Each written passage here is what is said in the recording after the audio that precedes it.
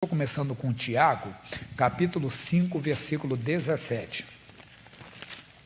Tiago, capítulo 5, versículo 17. Ele diz assim: Elias era um homem sujeito às mesmas paixões do que nós. E orando, pediu que não chovesse, e por 3 anos e meio e 6 meses não choveu sobre a terra. E orou outra vez, e o céu deu chuva, e a terra produziu o seu fruto. Olhando de uma maneira superficial, assim por cima, parece que foi uma coisa fácil. Não, nós vamos ver que o Elias era um homem de oração. Deus não tem privilegiados, queridinhos, né? Não, o Elias era um homem de oração, de comunhão com Deus. Por isso ele chegou diante de Acabe e falou daquela maneira. Quando você vai ler o texto bíblico, já vamos lá direto, é 1 Reis, capítulo 17, parece que o Elias nem orou, só falou. Não, ele falou porque ele já tinha orado. Veja que o Tiago não errou quando falou, Elias orou e 3 anos e meio não choveu. Mas olhando por aqui, vamos ver isso aqui. Diz assim: então Elias, o tisbita, dos moradores de Gileade, disse a Acabe: vive o Senhor, Deus de Israel, cuja face estou, que nestes anos nem orvalho, nem chuva haverá, senão segundo a minha palavra. Eu tenho dito que o Acabe, na hora que ouviu isso, ele deve ter dito, deixaram um maluco falar para mim. Imagine que eu vá diante do governador de São Paulo e diga ao seu governador, saiba o senhor que não vai chover em São Paulo, senão segundo a minha palavra. E eu saio dali porque o governador diz, deixaram um maluco falar comigo. Como é que negócio aqui não vai chover? Quem é ele? Ele é Deus por um acaso? Bem, passou 1 mês, 2 meses, 3 meses, 6 meses, 1 ano, não choveu. Foi ano de seca, mas o 2º ano também não. Cadê esse maluco? Ninguém encontrava. 3 anos não choveu. Com 3 anos e meio, o Elias se apresenta. Aí o Elias, então, faz um desafio. Porque quando ele se apresenta, a Bíblia mostra aqui, vamos ver isso aqui, no versículo 21. Versículo 21. Diz assim: então viu Acabe os mensageiros, a todos os filhos de Israel, e ajuntou os profetas no monte. Então Elias se chegou a todo o povo e disse: até quando cocheareis entre 2 pensamentos? Se o Senhor é Deus, seguiu; se Baal, seguiu. Porém o povo lhe nada respondeu. Então disse Elias ao povo: só eu fiquei por profeta do Senhor, e os profetas de Baal são 450. Deem-nos 2 bezerros, e escolham para si um dos bezerros, e o dividam em pedaços, e o ponham sobre a lenha, porém não lhe metam fogo. E eu prepararei o outro bezerro, e porei sobre a lenha, e não lhe meterei fogo. Nós conhecemos o resultado. Eles clamaram, o profeta de Baal, não houve resposta. Elias clamou e veio o fogo dos céus. Até aí, então, tudo bem, só que não tinha chovido ainda. Aí no versículo 41, nós vamos até o 41, diz: então disse Elias a Acabe: sobe, come e bebe, porque ruído há de uma abundante chuva. Será que o Elias ouviu uma trovoada, pessoal? Não. Nós andamos por fé. E a fé, ela chama à existência as coisas que não são como se já fossem.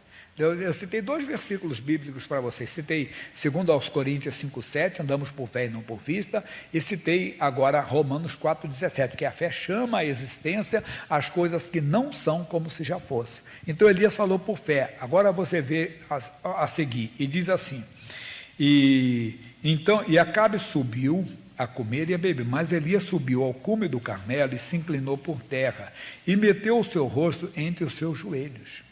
E disse ao seu moço: sobe agora e olha para a banda do mar. E subiu e olhou, e disse: não há nada. Já pensou? O Elias falou pela fé e agora quebra a cara? Não. Porque o Elias era um homem de oração, hein, pessoal? Lembra que eu falei que Deus não tem queridinhos privilegiados? Eu estou contando a história de um homem, David Yong-Cho. Ele é Paul Yong-Cho, ficou David Paul Yong-Cho, um pregador sul-coreano. E ele já faleceu recentemente. A igreja dele tem poucos membros, 800 mil membros. Eu tenho um irmão que foi jogador de futebol, ele jogou naquela seleção olímpica de 88, que foi medalha de prata. E ele foi na igreja dele lá, disse: é enorme, Jai, 30 mil lugares, enorme a igreja lá no local. E esse homem, eu li alguns livros dele na minha mocidade, quer dizer, faço 63 anos agora, então já tem alguns aninhos, já tem bastante tempo que eu li os livros dele. E ele contava das experiências dele de oração. Por exemplo, ele orava na Coreia, ele antes do culto ele sempre ora, como o pregador deve orar. Mas quando ele ia pregar, por exemplo, no Japão, ele orava às vezes 6 horas antes. O que é isso, pastor? Que ele sentia algo pesado. Mas o que eu quero falar para você? Que Deus não tem privilegiados. Deus tem homens que o buscam. A Bíblia diz, buscar-me-eis e me achareis quando me buscar de todo o vosso coração. Isso é Jeremias 29:13. Você tem que buscar, querer, quer dizer, Deus não vai, entenda bem, se revelar a você, porque Deus falou, unido, unite, salamê, mingue, escolher a você. Não, Deus olha para o coração, quando você está diante dele, aquela oração, se você está na igreja, você está lá. Você ouviu alguma coisa? Não, porque é com Deus que eu estou falando, você não precisa ouvir a minha oração. Entendeu? Agora, tem oração que sim, você está, aleluia, glória a Deus, todo mundo louvando, adorando, aí tudo bem. Mas tem oração que é até em particular, aí você fala a Deus, eu quero ser homem de Deus de verdade, é de todo o coração. Se tem algum ponto fraco na sua vida, você fala, Deus, os meus olhos têm que ser limpos, têm que ser santos, tem que ser sincero com Deus.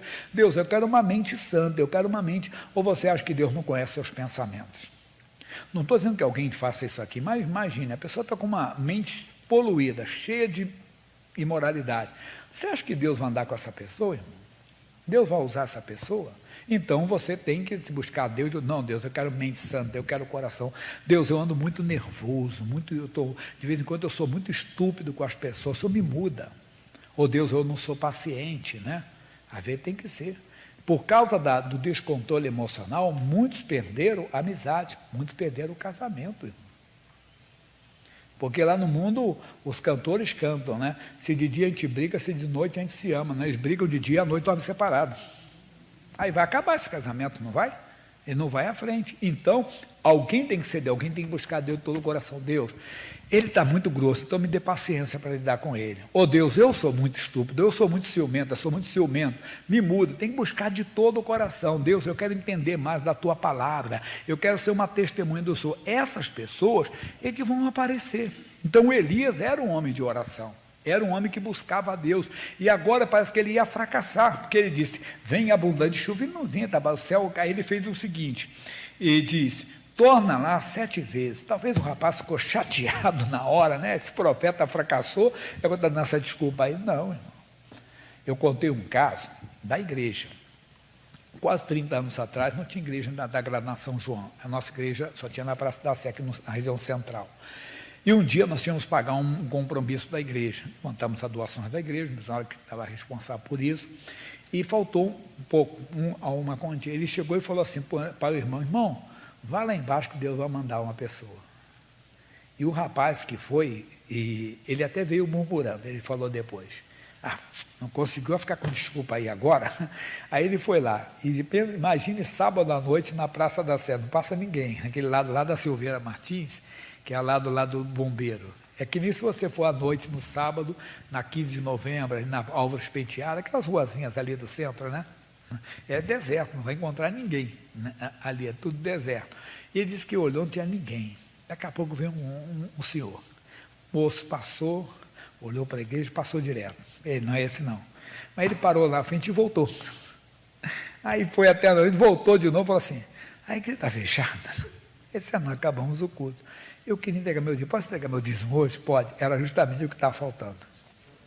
Irmão, anda em comunhão com Deus, Deus dá resposta, entenda. O Elias então parece que tinha fracassado, o rapaz foi 7 vezes, aí diz aqui, na 7ª, e sucedeu que a 7ª vez, disse, eis aqui uma pequena nuvem com a mão de um homem, subindo do mar. Poxa, mas imagina, você está esperando uma chuva, diz que era abundante chuva, o céu todo azul, tem uma nuvenzinha pequena, o que você vai falar? Meu irmão, nós andamos por fé. Elias sabia que ele era o sinal da glória de Deus. Na Bíblia Sagrada, em vários momentos, a glória de Deus ela é representada por uma nuvem. Quer dizer, aquilo era um sinal que a glória de Deus estava presente. É como Sansão no cárcere, que o cabelo dele começou a crescer. Ô meu irmão, você pode ter errado, meu irmão, você pode ter vacilado, o diabo vai querer botar na sua cabeça que Deus não lembra mais de você, que Deus esqueceu de você. Pastor Jaime, cara, acabou de pregar que Deus conhece seus pensamentos, sabe que você... Esqueça, se você for o Senhor de coração, Ele não só, entenda bem, em oração, Deus, eu quero, me limpa, me purifica, me perdoa, Ele vai começar a mostrar a glória dEle para você. Quando você fala de coração mesmo. E o Elias entendeu que Deus estava ouvindo e diz, então diz, sobe e diz a Acabe, aparelha o teu carro e desce, para que a chuva te não apanhe. E sucedeu que, entretanto, os céus se enegreceram com nuvens e vento, e veio uma grande chuva, e Acabe subiu ao carro e foi para Jeriel. Pronto, o que precisavam, o que eles queriam, eles tiveram. A chuva chegou. Mas o Elias era um homem sujeito às mesmas paixões. Ele também tinha um lado negativo, como nós temos. E qual o lado? Medo. Olha aqui o que diz. E Acabe fez saber a Jezabel. Quem era Jezabel? A rainha, a mulher do é aquela mulher que mandava até no marido mesmo ali. Você vê que o Acabe era dominado completamente. E Acabe fez saber a Jezabel tudo quanto Elias havia feito, e como totalmente matara todos os profetas à espada. Então Jezabel mandou um mensageiro a Elias dizer-lhe, assim me façam os deuses, e outro tanto, se der certo a estas horas, não puser a tua vida como a um deles.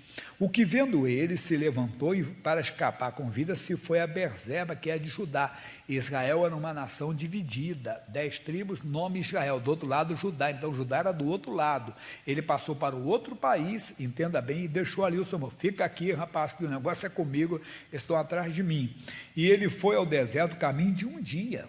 Aí ali ele começou a murmurar e tudo, aí Deus então mandou o anjo dar pão para ele, dar água, ele comeu, voltou do o anjo insistiu, vai lá que a sua caminhada é longa, rapaz, levanta, come. Ele comeu o pão, bebeu a água e caminhou com a força daquela comida 40 dias. Então, a do Elias é que nós podemos parar, agora temos que ir na frente, para quê? Veja o que diz o Davi no Salmo 34, Salmo de número 34. Versículo 10. Os filhos dos leões necessitam e sofrem fome, mas aqueles que buscam ao Senhor de nada tem falta. Meu irmãozinho, tem que buscar. Lembra que eu falei que Deus não tem o privilégio? Tem que aqueles que o buscam, que pagam, olha para mim, pagam o preço de orar, de buscar. Mas o caso é que muita gente só quer orar quando acorda, está no pescoço, quando surge uma doença, quando surge um aborrecimento. Não, você tem que viver em comunhão. Jesus, o Filho de Deus, que estava como homem aqui, o próprio Deus se fez homem, ele orava, em Mateus 14, ele multiplicou pães e peixes. Sabe o que ele fez? Vocês vão para o outro lado, que eu vou orar. E ficou orando ali, à tarde estava ele ali só, buscando a Deus, falando com Deus, que ele em comunhão com Deus. No livro de Lucas, no capítulo 22, 39, é a famosa oração do Getsemane, no Monte das Oliveiras. 22 é o capítulo, 39 é o versículo. E saindo, foi como costumava para o Monte das Oliveiras, e também os seus discípulos o seguiram. Irmão, siga a Jesus. Ele tinha o costume de ir ao Monte das Oliveiras. Fazer o que no Monte das Oliveiras? Orar.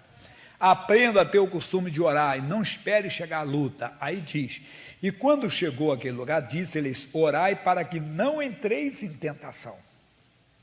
Nós não temos que esperar chegar a tentação para temos que orar antes, temos que ter comunhão. Lembra do pregador que ele ia e sabia que ia enfrentar uma atmosfera pesada, oposição. O Japão é um país muito místico, muito religioso, muitas tradições religiosas. Para entrar com o evangelho ali, você tem que ter paciência, tem que ter sabedoria de Deus. Tem que chegar nos lugares, saber como chegar nesse lugar. Deus dá sabedoria.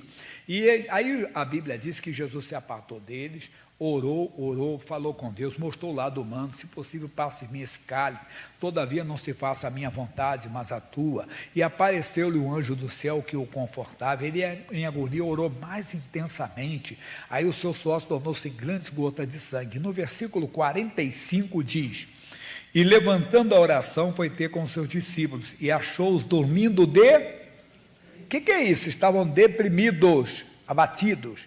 E disse-lhes, por que estáis dormindo? Levantai-vos e orai, para que não entreis.